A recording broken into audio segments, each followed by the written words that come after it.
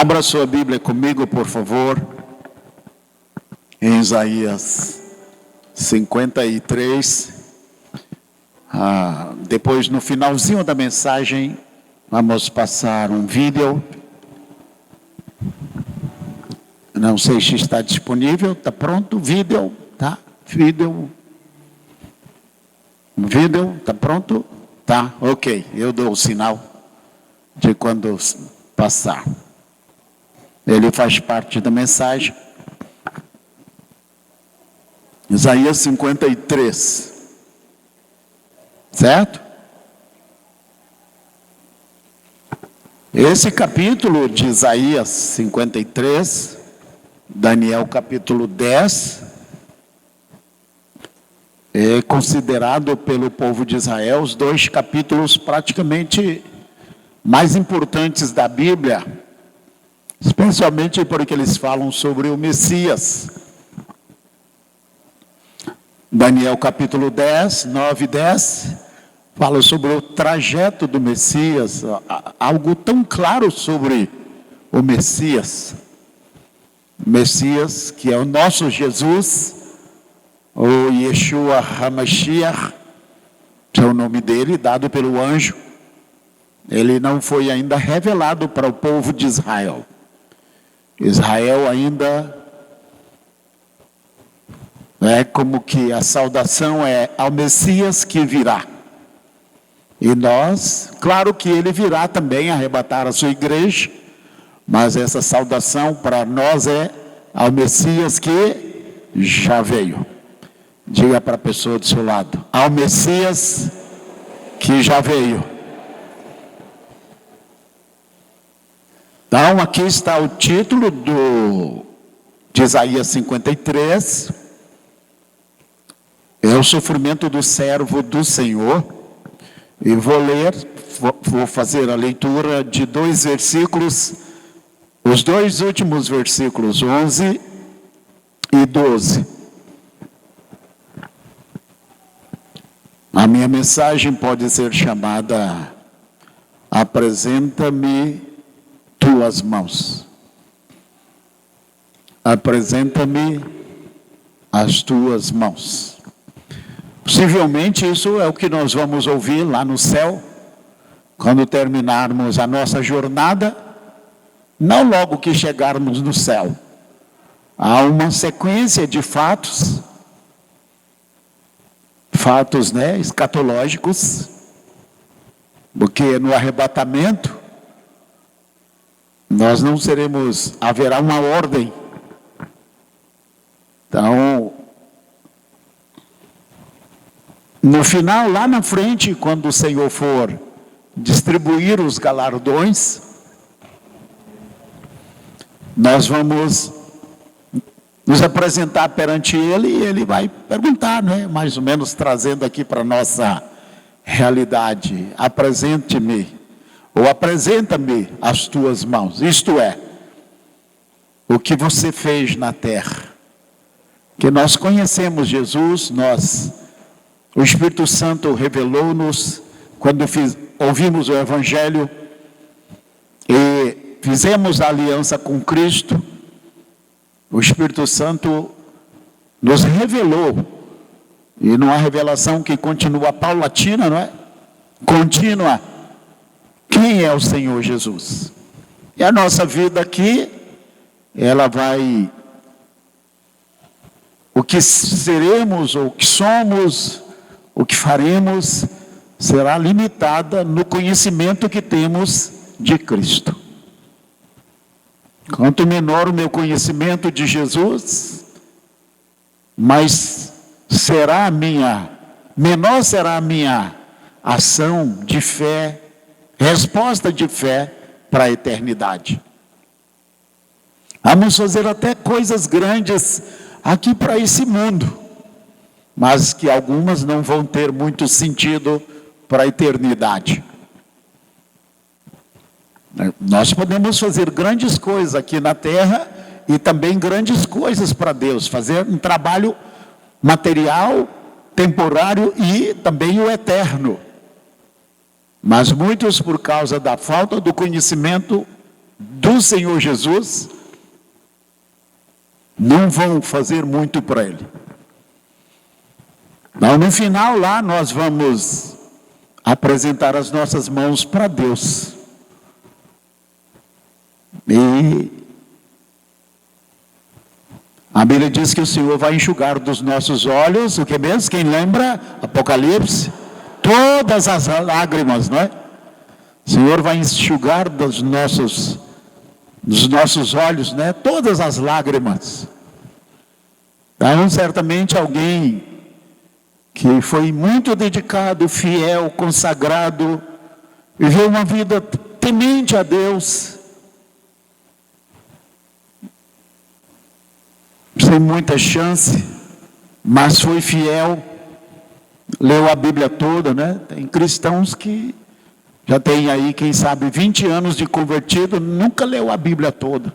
Aqui deixa uma palavra, né? Não, isso não vai para aqueles irmãos que não têm acesso à leitura, mas hoje você tem a Bíblia gravada, você pode ouvir a Bíblia gravada até 100 vezes, se você quiser. Então nós iremos prestar contas, não da salvação, porque a salvação já é uma terra conquistada, é pela fé no Senhor Jesus Cristo. Mas nós iremos apresentar a Ele os nossos feitos. O cristão não será julgado em relação à salvação, mas será julgado os seus feitos, as suas obras, o seu galardão. Por isso o tema, não é? Apresenta-me as tuas mãos, isto é, o que você fez para Deus na terra.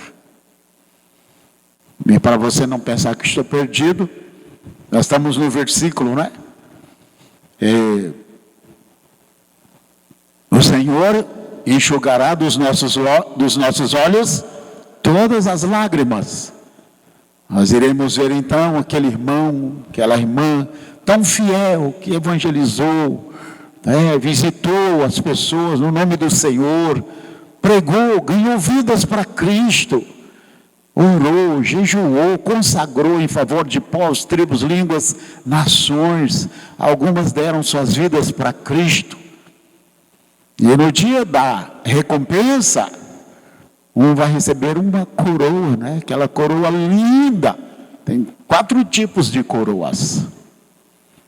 E alguém vai estar recebendo, sendo coroado, porque já está no céu, recebeu a salvação, agora vai receber o galardão. O galardão é lá no final, vai ser distribuído para todos ao mesmo tempo. Cada um vai ser, né?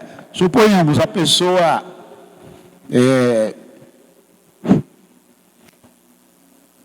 fez alguma coisa aqui, né? Vamos usar o exemplo de Abel.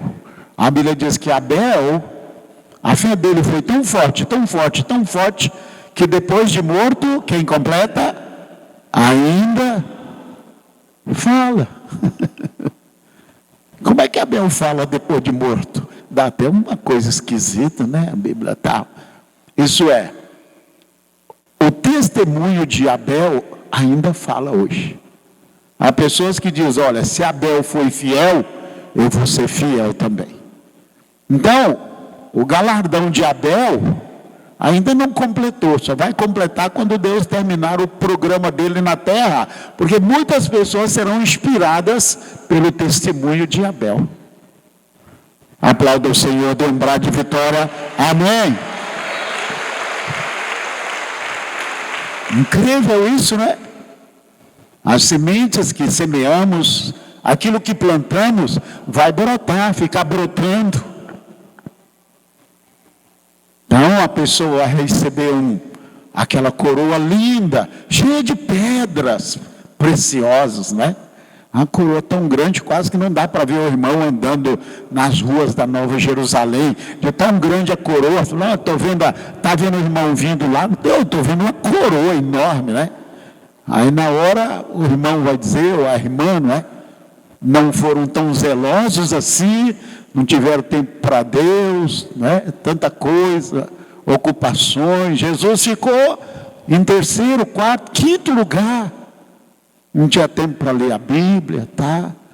Mas tinha para as redes sociais, para Netflix, essa coisa toda aí. É importante, tem o seu lugar. Aí a pessoa vai dizer, Jesus é a minha coroa. Aí o Senhor Jesus vai dizer, eu tenho um negócio para você. É um lencinho que a pessoa vai começar a... vai cair a ficha. Isso é, não fiz nada para Jesus. Aí o anjo vai dar um lencinho. Um lencinho para quê? Para que mesmo enxugar. Eu não entendi esse versículo, né? Falei, agora eu entendi por que vai enxugar as lágrimas. Vai ser na hora de repartir os galardões. Porque a pessoa vai dizer, mas eu não vou ter uma coroa, não é? Não, porque Deus é justo. Ele é fiel. Lá no céu só vai se encontrar, nós vamos encontrar pessoas que fizeram uma aliança com Cristo. Há pessoas que não querem ir para o céu. Elas não vão se sentir bem no céu. Se não se sentem bem com Deus aqui, vai fazer o que lá no céu? Então, os que forem para os céus, esses vão receber o galardão. Fruto, né? E aqui vem algo muito especial. E é exatamente o que eu estou falando. Porque o Senhor Jesus, nós vamos mostrar daqui a pouco, quando ele estava na terra, no pior momento dele. No pior momento.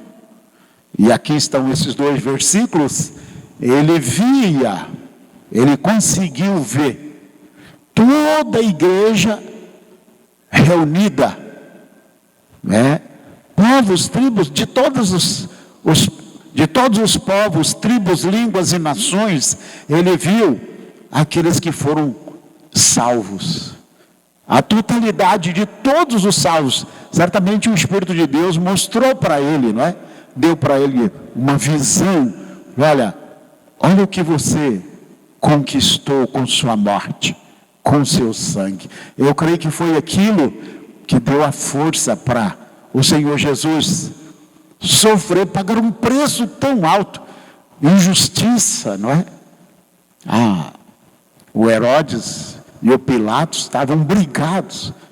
Então Pilatos mandou para o Herodes Jesus, dizendo, olha, você é da jurisdição dele, vai lá, ele vai te julgar. Herodes queria que o Senhor fizesse um milagre, levantasse um morto, curasse um paralítico, né? Deus não tem tempo para perder com esse tipo de gente. O Senhor não falou nada, não respondeu nada. Herodes o mandou, ele foi escarnecendo do Senhor Jesus. E mandou o Senhor Jesus de volta para Pilatos. E naquele dia, Pilatos e Herodes, que estavam brigados, né? Briga de políticos, fizeram amizades. Então Jesus fez com que eles retomassem, ficassem amigos novamente, não é? Eram inimigos. Olha o que ele diz aqui. Ele verá o fruto do trabalho da sua, o quê? Alma, e o quê? Ficará o quê? Satisfeito. Vamos ler mais uma vez? Ele verá o fruto do trabalho da sua alma e ficará satisfeito. Quando ele olhar para nós na eternidade, que toda a família do céu for reunida, e ele, né, nos apresentar ao Pai e dizer, Pai, esses foram os que eu comprei com meu sangue, são teus, te pertence por toda a eternidade. Aplauda o Senhor com brado de vitória. Amém. Ele verá o fruto do trabalho da sua alma e ficará satisfeito. Com o seu conhecimento, o meu servo justo justificará a muitos, e as iniquidades deles levará sobre si. E olha aqui o que ele vai falar. O Senhor, ele vai dividir com aqueles que o servirem na terra o seu galardão. Incrível isso, não é? Porque o Senhor deixou a igreja sob a direção do Espírito Santo, e a igreja vai fazer o trabalho, continuar o trabalho dele. E ele diz: olha, eu vou repartir com vocês a bênção. Vocês vão sentar comigo à minha mesa, no meu reino. Incrível isto, não é? O tempo está passando. Há tanta coisa para roubar o nosso tempo. Breve eu vou fazer um estudo sobre o tempo. É bom você ficar sentado mesmo, porque o tanto de tempo que jogamos fora e nunca mais vamos recuperá-lo. Vamos entrar no futuro, na eternidade. Aquilo que é chamado tempo, Deus pegou a eternidade e abriu, um parênteses e colocou lá tempo. Esse é o tempo nosso. Ele começou, só que esse tempo está chegando ao fim, no seu final. E vamos voltar para a eternidade. Uns para a eternidade sem Deus, para a condenação eterna, e outros para a eternidade com o Senhor. Mas esse período de tempo que Deus estabeleceu, Ele está passando. E nós estamos jogando o nosso tempo fora. É tanto entretenimento que nós temos e nós não estamos aproveitando o tempo que Deus nos deu. A Bíblia diz: remindo o tempo, porque os dias são maus. Ele tem até palavras gregas diferentes para tempo. Uma é cronos, de cronômetro, e a outra é kairos, um tempo específico. Alguém prega: kairos é o tempo de Deus. Não, é tempo, um tempo específico. Pode ser qualquer tempo, um tempo específico. E Deus, Ele tem o kairos dele, o tempo específico. É um tempo específico que Ele determinou para determinadas coisas, que Ele separou indicou para determinadas coisas. Então, esse tempo está terminando. O versículo 12 diz o seguinte: pelo que lhe darei o seu quinhão com os grandes, e com os, vamos ver aí, e com os, poderosos. Irmão, você está perdendo aí. Você deveria estar lendo isso aí como se estivesse comendo um favo de mel ou um doce mais gostoso. Vamos lá? Ok? Se não estiver acompanhando na Bíblia, não tem problema. Estou lendo para você, tá? Pelo que lhe darei o seu quinhão com os grandes, e com os poderosos repartirá ele o despojo. O despojo. Despojo é presa de guerra. Senhor Jesus saqueou o reino do mal, arrancou-nos das garras de Satanás, e Ele vai nos entregar para o Pai. E Ele vai repartir com os poderosos. Quem são esses poderosos? Líderes de nações, reis? Não, os pequeninos que fazem a vontade de Deus, porque não adianta ser pequenino, humilde, não fazer nada para Deus. Nós temos uma ideia errada, assim de fé, de santidade, não é isso. Então, os pequeninos são aqueles que vivem na total dependência do Senhor e que servem a Deus. Então ele diz aqui: repartirá com os poderosos o despojo, porquanto derramou a sua alma até a morte, e foi contado com os transgressores. Está falando do Messias, que foi contado com os transgressores, mas ele levou sobre si o quê? O pecado de muitos, e pelos transgressores o quê? Intercedeu. Aqui deixa-me mostrar algo interessante. O sofrimento do Senhor Jesus começou aonde? Ele estava no Getsemane, ou Getsemane, ou chamado lugar do azeite, ou lugar da prensa, lugar do óleo. Eu estive lá em Israel, levando os caravanas, tá? E um dos lugares lindos que você tem prazer em ir é no chamado Getsemane, ou Getsemane, ou Getsemane. Lá eles construíram uma igreja, um templozinho em forma de uma lágrima, porque foi lá que o Senhor derramou as suas lágrimas. Foi ali que o Senhor intercedeu.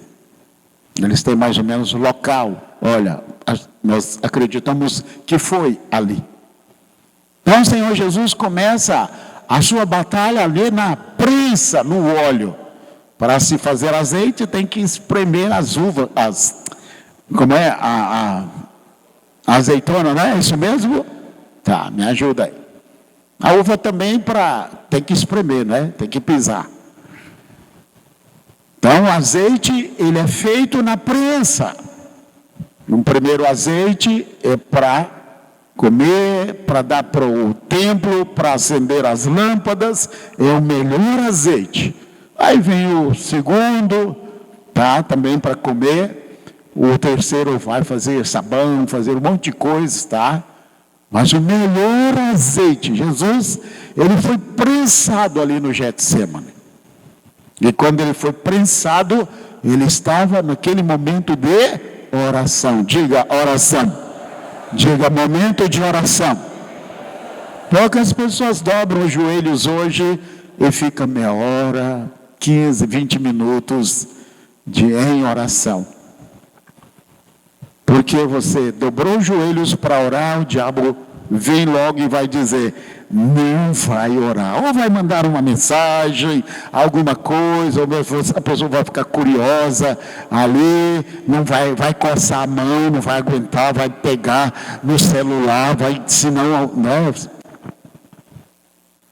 Poucas pessoas hoje conseguem entrar no Getsemane e serem prensadas ali, saírem com a vitória. Hoje nós falamos do Jacó, não é? Ele foi para o Val de Jaboque e ele passou ali aquele período lutando com Deus. Ele saiu do Val de Jaboque, mas saiu com a vitória, com a bênção na mão. E o Senhor ainda deu para ele uma estratégia. Olha, seu irmão vem lá, quer te matar. Ele é carnal. Esaú, carne pura, né? Filé mignon de primeira. Ainda bem que não é o Deus de Abraão, de Isaac e de Esaú, não é? É o Deus de Abraão, de Isaac e de Jacó. Mas para alguns irmãos eles querem botar o filé mignon no lugar de Jacó, né? O último descendente de Esaú, que aparece no Novo Testamento, é o rei Herodes. Ele é edomita. Edom é o filho mais velho, é um dos filhos de Esaú, por isso que é chamado de Edom, né? Os descendentes de Esaú receberam o nome de Edom, os edomitas. O último descendente de Esaú chamava-se Herodes. Foi aquele homem, Herodes o Grande, que estava procurando o que mesmo? O Senhor Jesus para o quê? Matar. Não tem irmãos aí querendo botar o Esaú como Deus de Abraão, de Isaac e de Esaú, né? Incrível isso.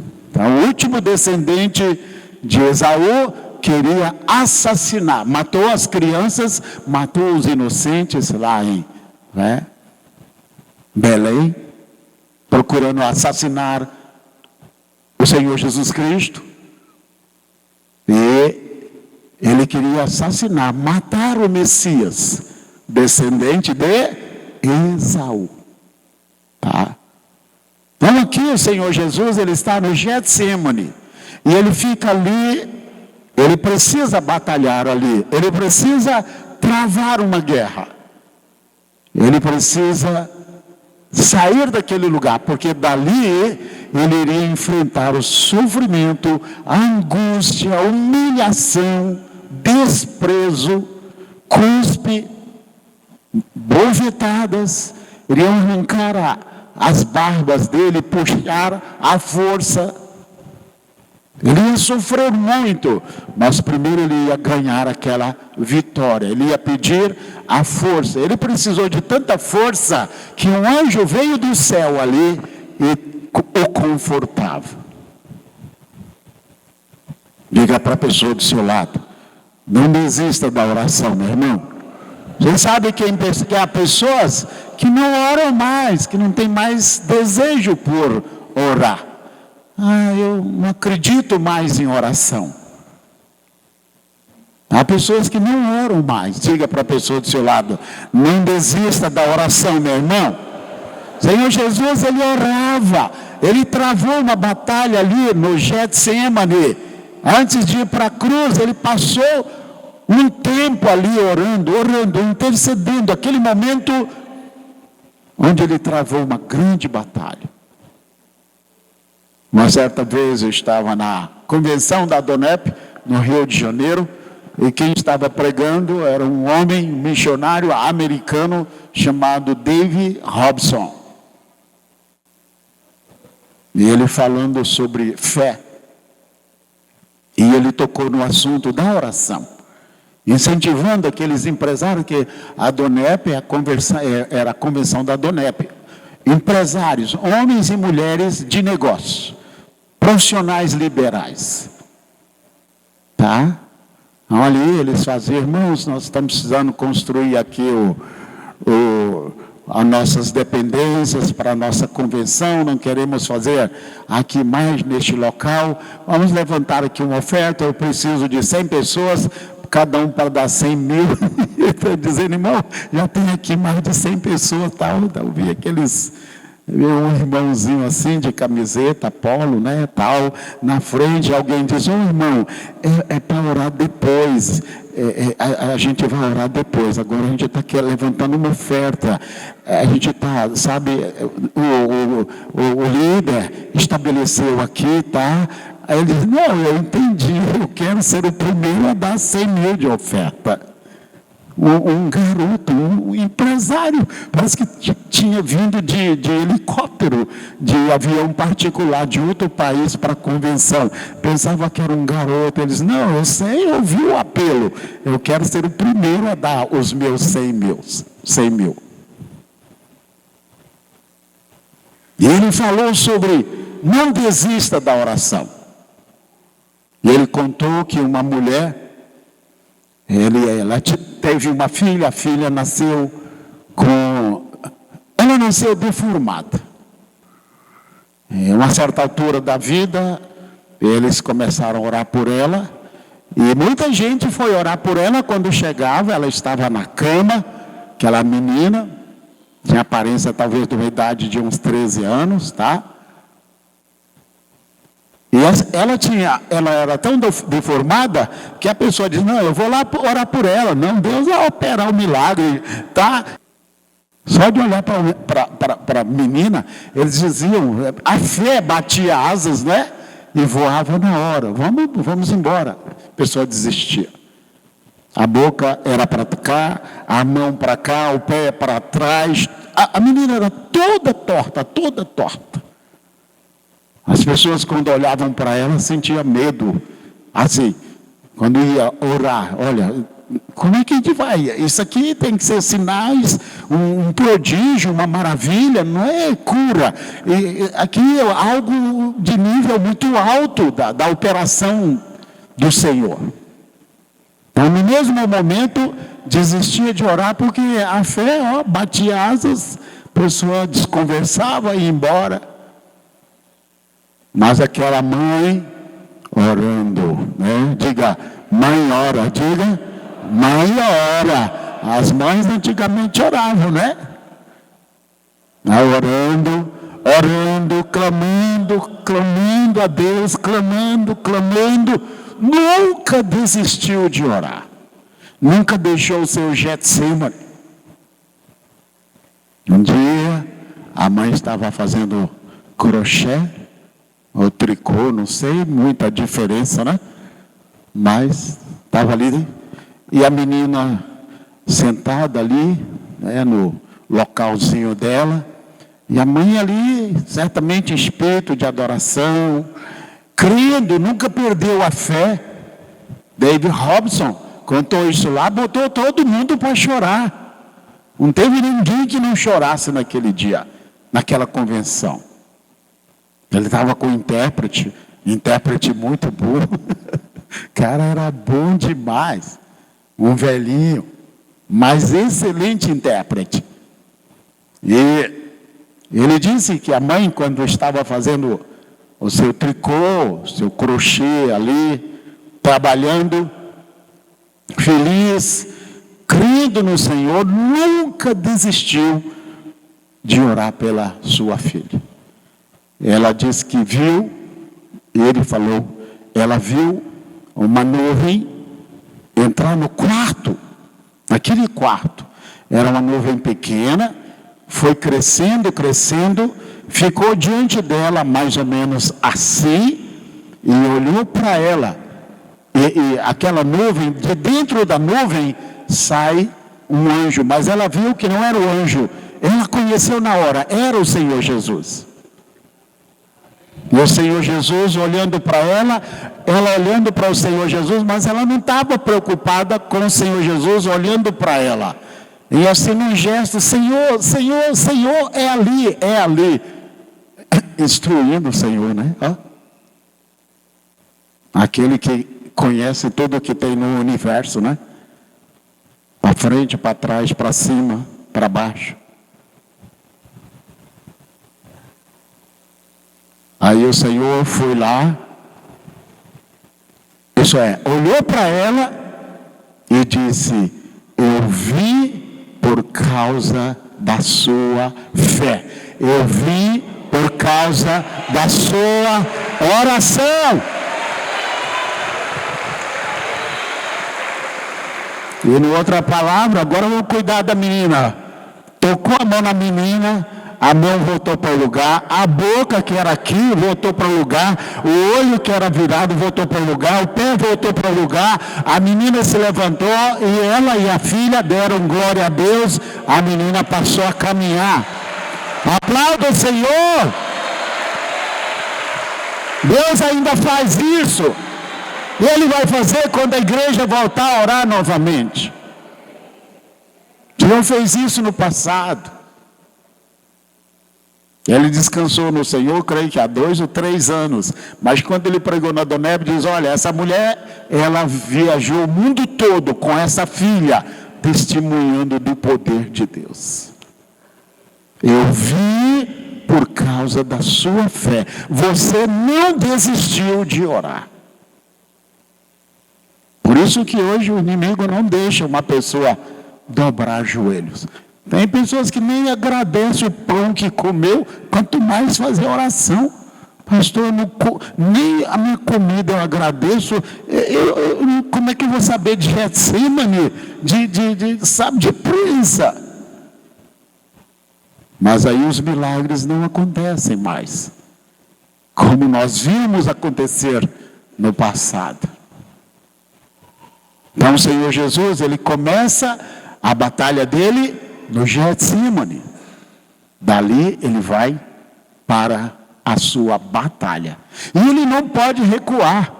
O Senhor não é igual a nós, que a gente vai até metade do caminho e diz, eu acho que vou desistir. O Senhor disse, não, eu vou até o final. O Senhor carregou a cruz dele e foi até o final. Se ele tivesse ido a metade do caminho, ou faltando 10 metros para o local da cruz, todos nós iríamos para o inferno. Mas ele foi até o final.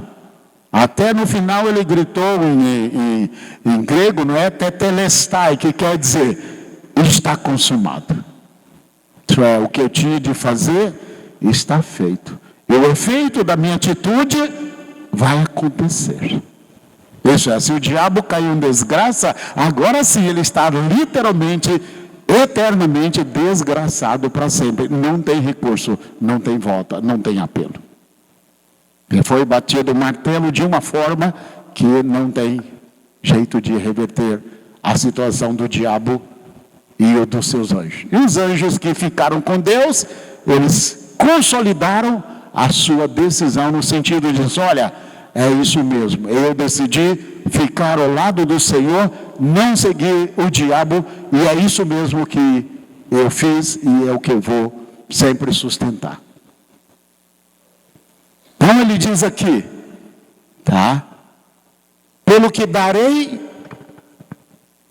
lhe darei o seu quinhão com os grandes. Isso é, o Senhor Jesus vai recompensar aqueles que o serviram aqui na terra. Deixe eu passar para você aqui, estava olhando rapidinho aqui, eu não vou delongar muito. Eu vou passar um vídeo e vou mostrar para você, incrível. O Senhor, quando esteve na terra, ele dependeu até de pessoas, dependeu de favores. Muitos viraram as costas, assim como muitas pessoas hoje ouvem o Evangelho e viram as costas para Deus. Mas certa vez, no capítulo 45 de Gênesis, do livro de Bereshit, primeiro livro da Bíblia, os irmãos de José pegaram ele e jogaram no poço e disseram, olha, vamos ficar livre desse sonhador. Tiraram-no e venderam como escravo para o Egito. Deram a notícia para o Jacó, o seu pai, pegaram a túnica de muitas cores, né? A túnica de príncipe, e mataram um cabrito. Naquela época, hoje eu não sei, que tinha um sangue, eu tenho um sangue que se aproxima mais do sangue humano.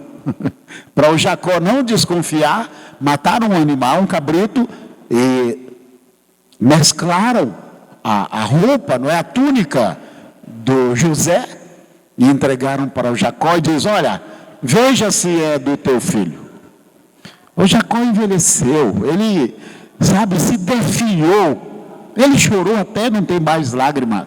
Vieram consolá-lo, não, eu não quero ser consolado não, deixe-me chorar, deixe-me, lamentar. E os irmãos de José, olha o que eles fizeram, como eles eram, terríveis. Enquanto isso, o José foi honrado lá no Egito. O Senhor o tirou lá da masmorra e o colocou como o primeiro-ministro da maior potência daqueles dias. E os irmãos de José já pensavam que ele tinha morrido também, que ele, não existia mais. Houve uma fome ali naquela região, onde José estava, ou Jacó estava. Eles tiveram que ir para o Egito comprar comida. E na segunda vez, o José armou uma situação para eles. Queria trazê-los para o palácio. Mas diz, olha, eu quero saber como é que é o coração deles. Porque o José diz, olha, de malandragem, esses aqui entendem, e muito bem, são professores. Mas o José diz, olha, não posso trazê-los para o meu reino do jeito que eles são, eu quero testá-los. Aí fez aquele teste com eles. E no final, quando eles estavam num beco sem saída, numa situação tão complicada, o José falou para eles uma frase em hebraico, Ani Yosef. Eu sou José. Quando eles viram aquilo, irmãos, eles ficaram eles não acreditaram, mas depois foram lembrando das promessas, dos sonhos. Um dia eu e você vamos estar na glória. O Senhor Jesus vai olhar para nós e vai dizer, eu sou o Jesus Cristo de Nazaré. Eu sou o Senhor Jesus. Aplauda o Senhor. Lembrar de vitória. Glória a Deus. Estou terminando. Mas eu fiz uma relação incrível isso aqui. Tem mais.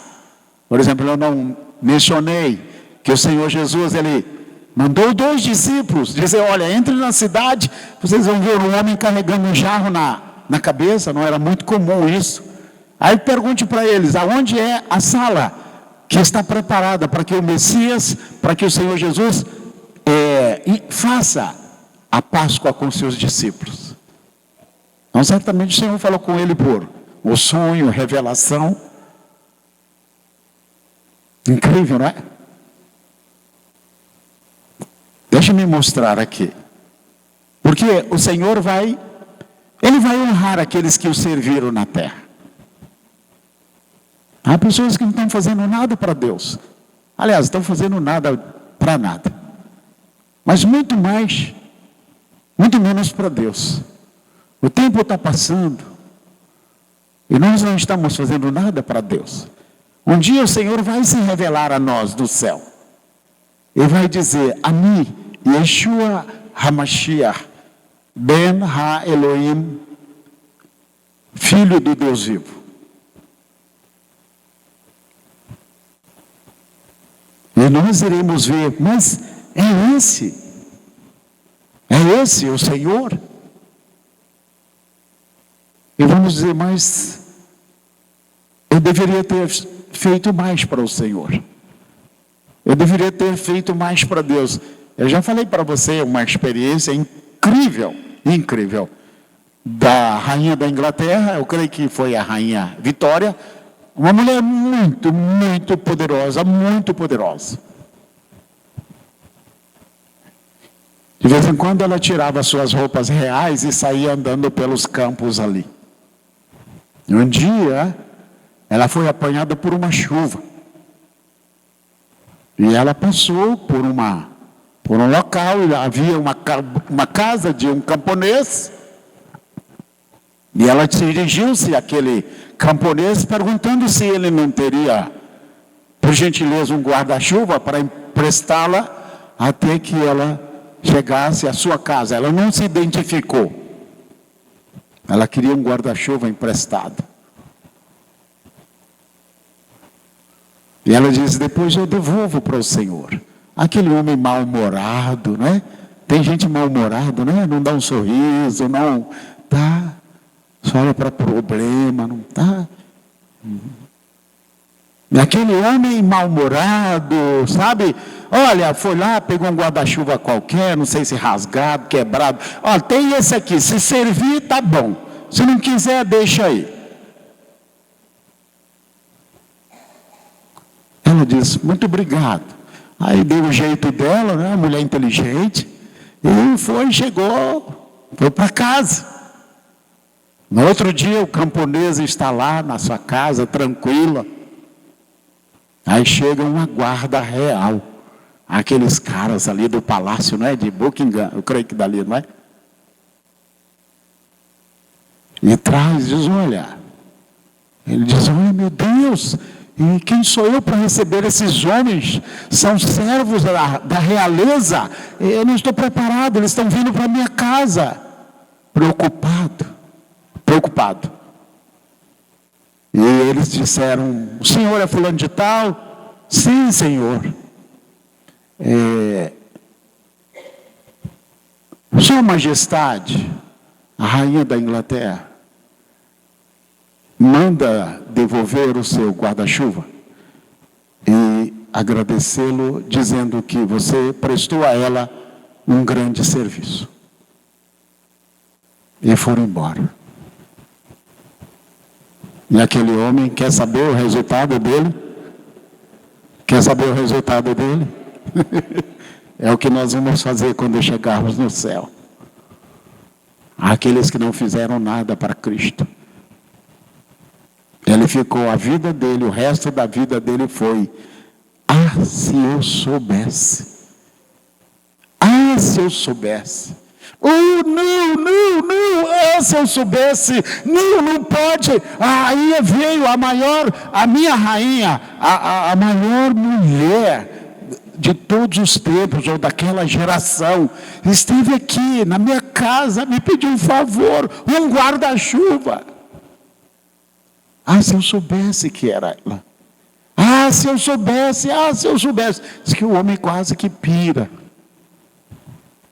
Um dia vamos andar lá na Nova Jerusalém. Iremos, como falei no começo, ver as pessoas recebendo suas coroas, né? Senhor, e a minha? Aí o anjo vai trazer um lencinho.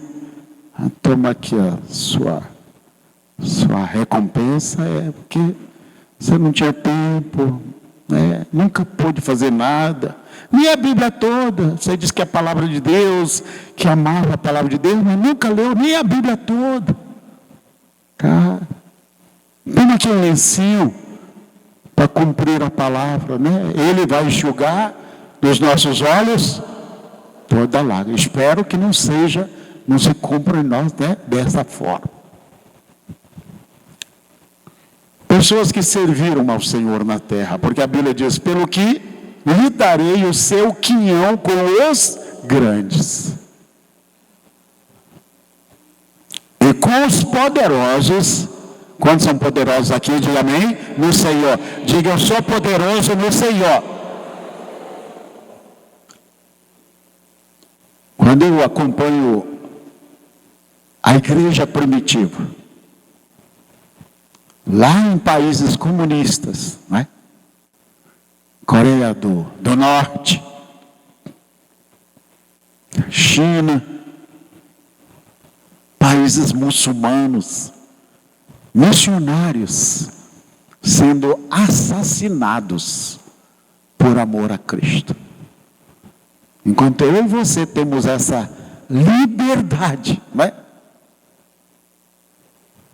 Enquanto muitos irmãos querem essa praga para o Brasil, essa maldição. Lá na Coreia do Norte, na China, eles assassinam os nossos irmãos, destroem igrejas, queimam Bíblias, prendem pastores, né? Tem muito crente querendo essa maldição para o Brasil. Eu digo assim, vai ser missionário lá, pega uma Bíblia, vai pregar em praça pública, grita lá, Jesus Cristo é o Senhor, vim trazer para vocês a palavra de Deus, não vai completar a sentença. Se já não morreu, ou foi preso, ou já começou a apanhar, tomar cacetada, não é? Que estão dando suas vidas para Cristo. Estão pagando um preço com a própria vida para levar o Evangelho para os seus irmãos, para levar a palavra para os seus patrícios ali na sua nação. A Bíblia diz, olha, e com os poderosos repartirá ele o despojo. Não se trata apenas de morrer e dar a vida por Cristo. Se trata de uma renúncia. Aqueles homens lá estão dando a vida para o Senhor. Mas às vezes aqui num país livre como o nosso, há pessoas que amam tanto, tanto, tanto a Jesus, têm um amor tão grande por eles, que é luz, é sal, numa geração tão corrompida igual essa que nós estamos vivendo. Se essas pessoas estão aqui lembrar de Vitória, uma salva de palmas para o Senhor. Amém.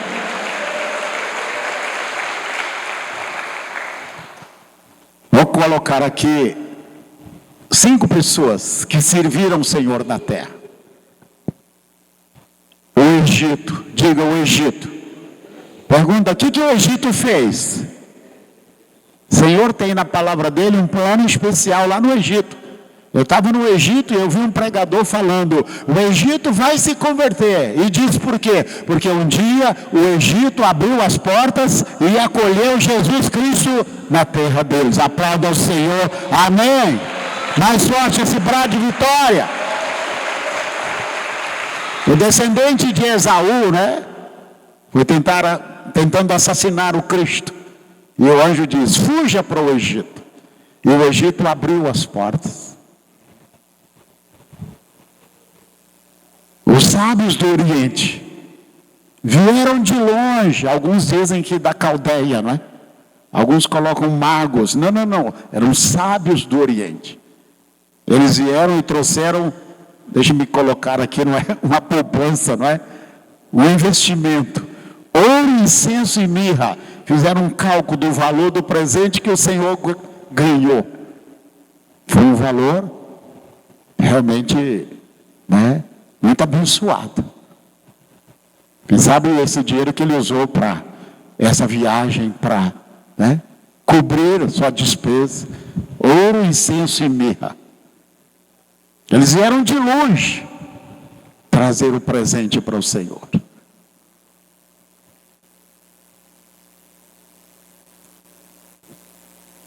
Os que emprestaram o jumentinho para o Senhor, né? O Senhor diz: olha, tem um jumentinho, vocês vão entrar na cidade e lá há um jumentinho amarrado. Vocês vão desamarrar o jumentinho e trazê-lo, mas vão dizer para vocês: por que estão desamarrando o jumentinho? Diga-se, o Senhor precisa dele. E aconteceu exatamente isto. Quando eles disseram: o Senhor precisa dele, disseram: é para o Senhor? Pode levar. Emprestaram um jumentinho para o Senhor. Pergunta para o Senhor, para a pessoa do seu lado: o que você está fazendo para Deus, meu irmão? O que você está fazendo para Jesus, meu irmão? Ah, eu sou crente, já estou fazendo um grande favor para Deus. Nós estamos enganados. Eu estou dizendo o seguinte: está se pregando um Deus aí que não é o Deus da Bíblia, está se falando de um Jesus que não é o Jesus da Bíblia, a gente está indo atrás. Leia a Bíblia e você vai ver aí o que a Bíblia fala da nossa responsabilidade, não é só ser crente, não. Esse é o mínimo, esse é o começo. A pessoa diz: ah, eu nasci, está bom demais. Não. A vida tem um preço, né? Imagine a vida espiritual. Não, eu nasci, já está bom demais. Quero fazer nada, não, eu já nasci. Ninguém diz isso.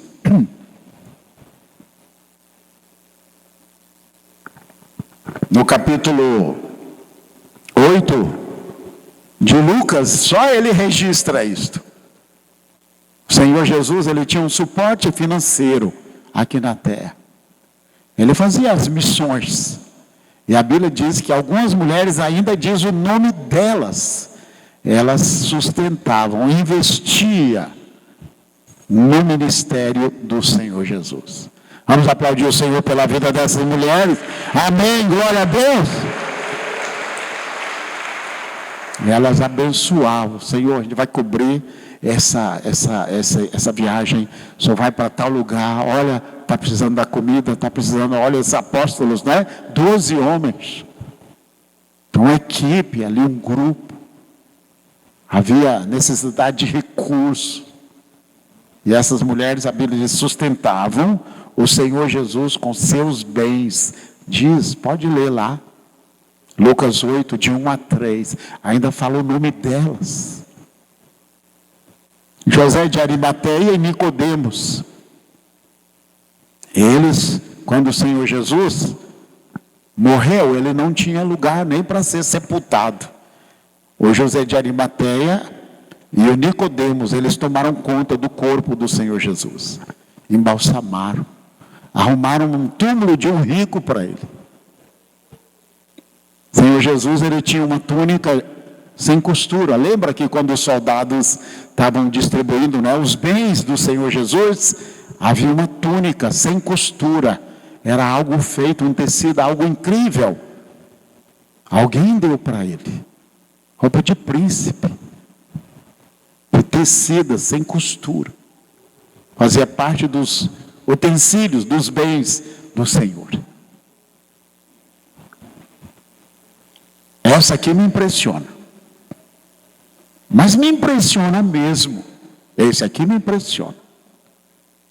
E é aqui que nós vamos ver esse vídeo. Vou pedir aos irmãos para apagarem as luzes. Deixe-me ver quantos minutos, só para ter uma ideia. Dá para ver? Ah, que bom, Alexandre está lá atrás, que joia. Estou feliz de te ver aí. Estou feliz de ver todo mundo, tá? Mas ainda de ver você, tá? Senão... Porque eu pedi para ele para separar. Esse ajudou Jesus. Quando eu vejo isso aqui, eu fico: o que é isso? Podem ir apagando as luzes. Aquele homem ali, Simão Cirineu, ainda diz pai de 2 filhos, parece que Alexandre e Rufus. A história mostra que ele fez parte, passou a fazer parte da igreja primitiva, que ele se converteu, foi uma bênção. No começo ele não gostou, porque a pessoa dizia, eu não tenho nada a ver com isso, eu não fiz nada de errado, eu sou inocente, não sabia que ali estava o Filho de Deus. Então esse tempo de Jesus já passou.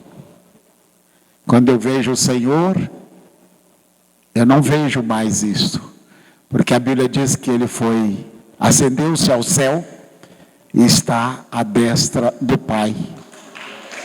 E virá com poder e grande glória. Ele está nos aguardando lá. Nós vamos percorrer o nosso caminho, com as nossas preocupações, ansiedades. Um dia, da mesma forma que José se revelou aos seus irmãos, e eles ficaram tão chocados. Você é José? Sim, eu sou José. Nós iremos estar na presença do Senhor. E Ele vai dizer, mostra-me suas mãos. O que você fez com seu tempo, seu potencial, sua vida, tudo que eu te dei para me servir. Por isso que eu disse, não é? Ele verá o fruto do trabalho da sua alma e ficará satisfeito. Com o seu conhecimento, o meu servo justo justificará muitos, e as iniquidades deles levará sobre si. Pelo que lhe darei o seu quinhão com os grandes. E com os poderosos repartirá ele o despojo. Aqueles que servirem a Cristo, que forem fiéis a Ele, se afastarem do pecado, viverem uma vida de santidade, forem luz e sal da terra, neste mundo, o Senhor vai recompensar, o Senhor vai abençoar. Não abra mão da sua fé, não desista da sua fé. Quando eu vejo esse homem carregando a cruz de Cristo, falei, meu Deus, que privilégio, que privilégio. Nós temos o mesmo privilégio de servir o Senhor aqui na terra, pregar o Evangelho, levar a palavra dEle, alcançar vidas para Cristo, num momento de tristeza, mas de alegria, e que você tenha uma grande coroa, uma coroa de glória, de vitória, uma coroa de bênção, que aquilo que você fizer para o Senhor nessa terra, será grandemente, de uma forma incrível, recompensado. O Senhor não vai ficar devendo nada, absolutamente nada a ninguém. Se coloque de pé neste